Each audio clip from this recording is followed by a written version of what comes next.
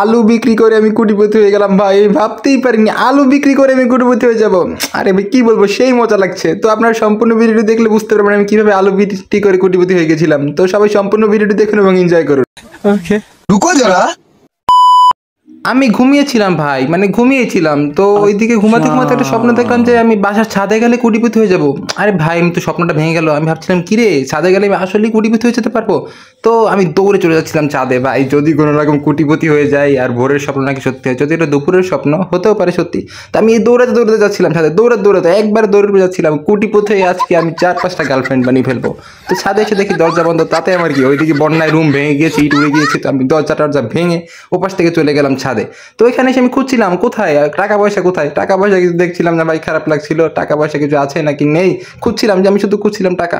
তো দেখছিলাম যেখানে গাছে বেগুন হয়েছে, ফুল হয়েছে, বাট গাছে তো টাকা পয়সা কোথাও কিছু হয়নি, ভালো লাগছিল না। টাকা পয়সা কোথায়, আমি চারোদিকে খুঁজছিলাম।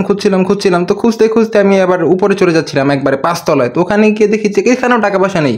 তো হঠাৎ করে দেখলাম যে আলু, ছাদে অনেক আলু আর আলু। আরে এত আলু কোত্থেকে আসলো, নিশ্চিত এগুলো বন্যায় উড়ে এসেছে এখানে, কে জানে কিভাবে উড়ে আসলো। তো আজকে তো আলু তো গাছ হয়েছে, আমার তো সেই খুশি লাগছিল। আজকে তো আমি আলু বিক্রি করে কোটিপতি হয়ে যাবো। না আলু বিক্রি করা যাবে না, গাছগুলো বড় হলে আরো আলু হয়ে যাবে, তারপর তো ওগুলো বিক্রি করে আমি কোটিপতি হয়ে যাবো। তো ভাবছিলাম আলুগুলো এভাবে কি করে আসলো।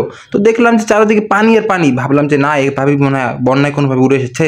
তো ওইদিকে বন্ধুদেরকে কল দিচ্ছিলাম, গার্লফ্রেন্ডকে কল দিচ্ছিলাম, বলছিল যে ভাই আলু এসেছে আমার ছাদে, আমার ছাদে তো কোটি টাকার আলু এসেছে। তো আমার ফোনটা একটু প্রবলেম বুঝছেন, ভাঙাচুরা তো, গরিব মানুষ।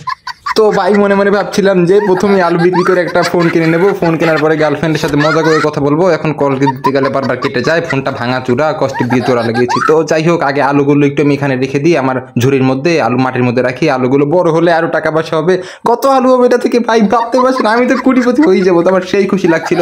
তো আমি একটু বাসায় যাচ্ছিলাম যে মানে আর কি ব্যাগ ট্যাগ নিয়ে আসবো, আমার আলুগুলো যদি বড় হয়ে যায়। আরে ভাই ছাদে এসে দেখি যে আমি আবার আমার আলুগুলো নেই, কই গেল আমার আলু, কে নিল আমার আলু। ভাই আমি আর বড় লোক হতে পারলাম না, আমার আলু চোরে নিয়ে গেল রে ভাই।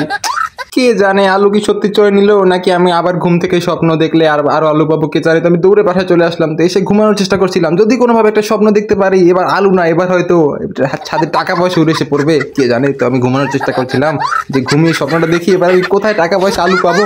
তো ঘুমাতেই পারছিলাম না ভাই, খুব চেষ্টা করছিলাম, বাট ঘুমিয়ে আসছিল না, কোনোভাবে ঘুম আসছিল না। কি বলবো, ঘুমিয়ে আসে না, স্বপ্ন থেকে দেখবো।